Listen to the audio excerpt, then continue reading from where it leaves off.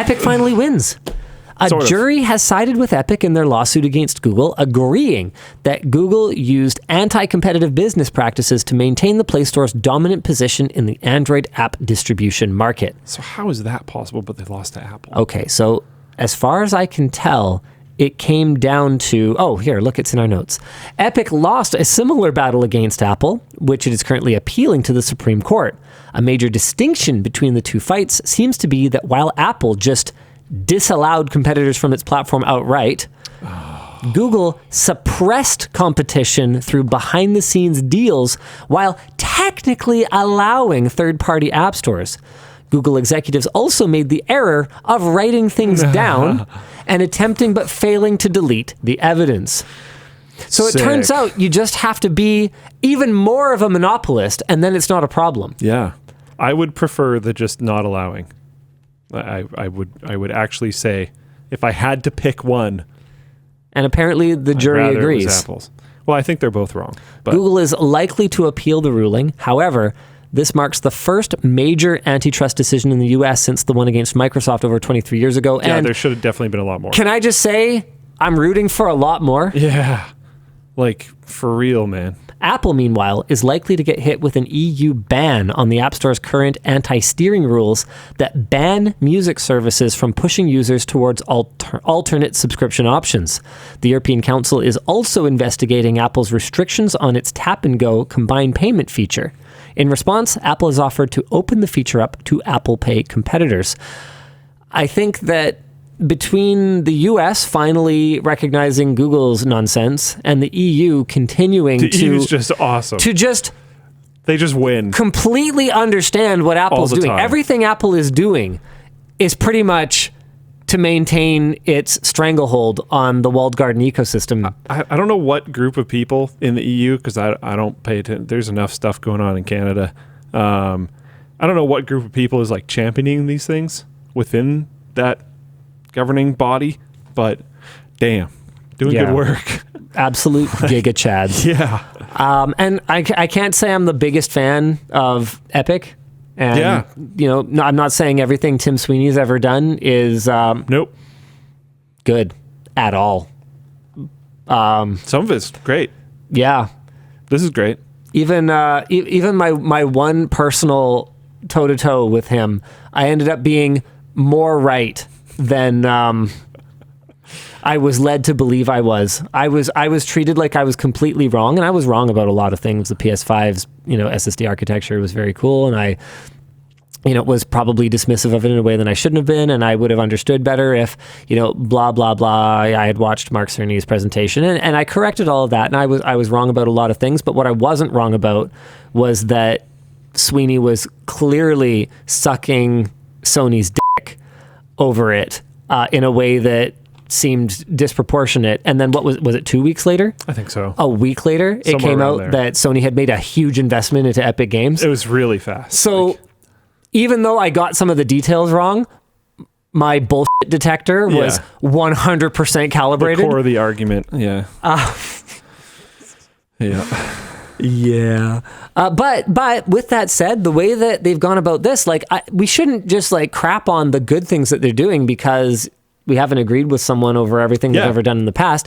And they have clearly not accepted a ruling that just helps Epic Games. They have clearly drawn a line that says, no, we want a solution for the entire ecosystem that just breaks down the walls around these gardens, whether they are explicit walls or hidden walls, and just cut the bullshit.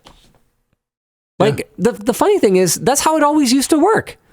You could buy an application, is what we used to call it, from anywhere, and there was competition in the marketplace, and you could install it on your freaking computer. And then we just all kind of lost track of that because, I don't know, it's a phone, it's not a computer. It's a computer!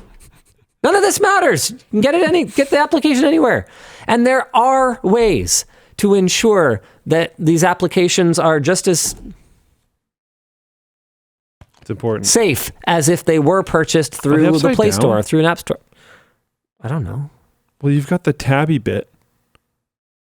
And I feel like if it came undone, but the tabby bit was done, it would just flap like this. Yeah, but but having it on then- the bottom, they're just going to hinge But if over. I wanted my what's the point of these? Right. But then if I wanted my cleavage to show, I wouldn't want the tabs there. Oh. I don't know. Maybe they're supposed to go on the side. I'm just not sure. No, No, the tab, Dan. We're talking about what the tab is for. yeah. The top. To the top. But then what if you have a low cut? Yeah. It's not for that. Oh. Sorry.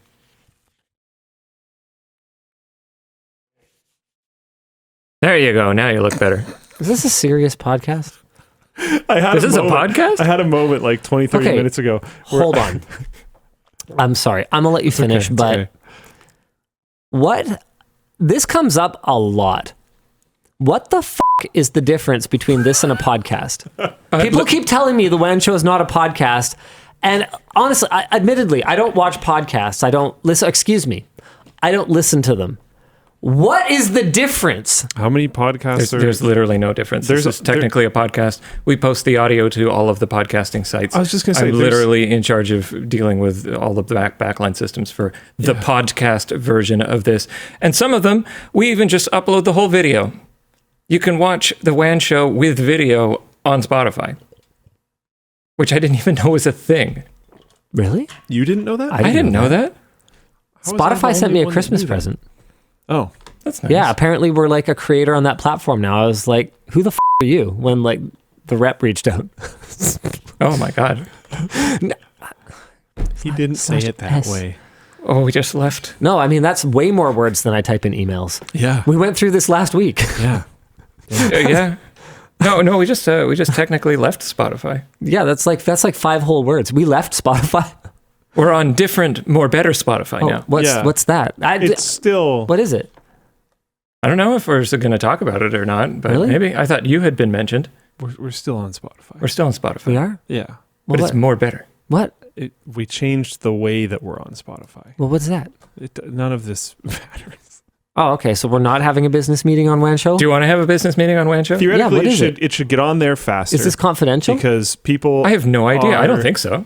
Okay. we get a lot of negative feedback when the WAN show goes up like the next week on Spotify. Yeah. But no one wants to work on it over the weekend.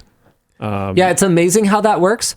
People are super mad when there's a perception that we have crunch or overwork our employees, but they're even more mad Yes. when the WAN show doesn't miraculously get posted instantly on the weekend. When it's like still So, processing or whatever. It's a funny thing, right? It's like, what? I don't know. What do you guys want? Well, the new system should allow me to post it immediately after the WAN show. yeah. Tacky the Penguin says, just pay someone to work on the weekend. What if they don't f***ing want to work on the weekend? You're already paying me. I'm already here. Did you ever think of that?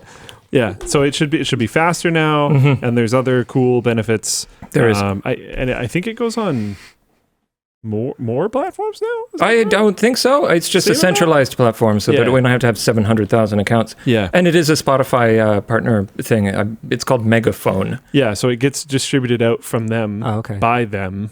Okay. Still so that Spotify. We right? just one source, it do the thing. Now Dan doesn't have to go bibbidi boop as many times. I don't even touch it. That's other people. Yeah. It's like 5 other people for multiple hours to produce the podcast version of the live broadcast version of the whatever the show this is. Yeah. I don't the talk show. It's a talk show that's a live stream and it's also a podcast. And it's snowing on the banner. Yeah. I Who love it. knows? Who knows? Was that a good business meeting? Goodbye. Yeah, it was a pretty good business meeting. Realistically, guys, yes, we could have someone work a 20-minute shift on. Oh wait, no, we No, can't do you that can't. because that's illegal. Yeah. Okay, so hold on. No, we could have someone do a Tuesday to Saturday.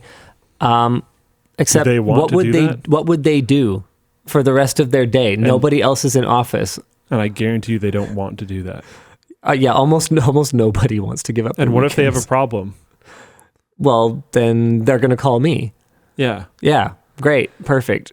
Guess what? I don't want to work on Saturday. Yeah. And you know what? There are things that we do on weekends, but they are It's not supposed to be a essential things. scheduled thing to happen every single Yeah, week. like this Sunday, we're coming in to shoot a video, but the only reason we're doing that is because the video is about upgrading our infrastructure, which is something we can't do Yeah, I was just during going to office say, time. every once in a while, Dan or Sean or just Dan or whatever will have to come in to do some form of infrastructure thing because you don't want downtime while people are here. Like, it happens, but it's not something you want to schedule. Like, And I think it being should be recurring schedule. it being recurringly scheduled like that would, I think, be an issue legally, right? It's This is hilarious. Maybe, People are flipping out in Floatplane chat. You can't schedule someone to work for a single hour in Canada? No. No. You see, a guys, 4-hour minimum or guys, something? I think this is where a lot of the miscommunication around the union thing comes from. We have really strong worker protections here, like just at all. No, you can't do that because it's not considered reasonable for someone to commute to and from a place of work and then only be scheduled for a very short shift. I believe the minimum is 4 hours. And so, above and beyond that, we do a lot. And all I've never said, they can't, because I can't say that because that's illegal. All I've ever said is that I would consider it a failure. I would think that we screwed up if people felt that that was necessary. It looks like I swear it was 4, but it looks like it's 2. Oh, okay.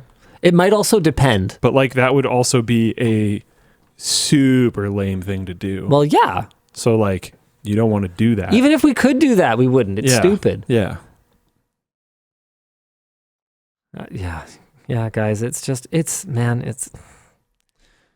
Anyway.